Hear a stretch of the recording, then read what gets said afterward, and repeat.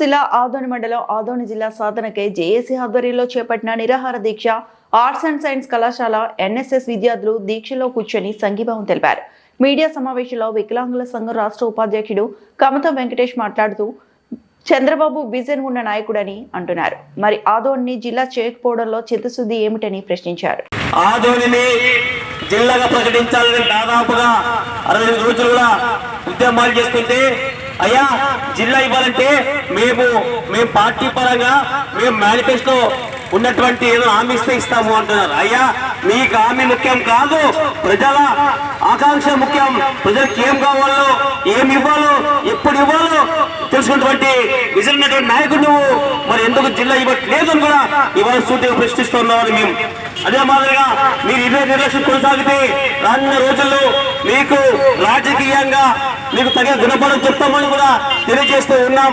ఇవాళ పార్టీకి చేస్తూ ఉన్నాం.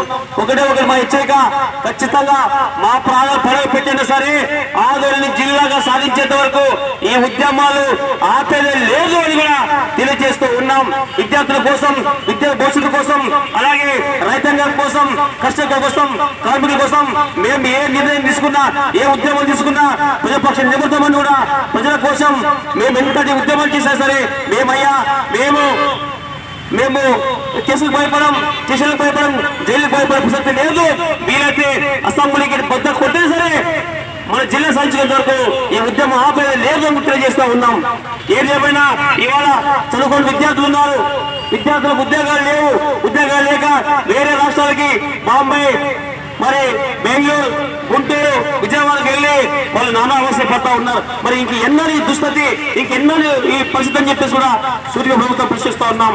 పూర్తి రైతాంగం ఉన్నటువంటి రైతాంగం మరి రైతాంగం ఆధారపడిన రైతాంగం ఇక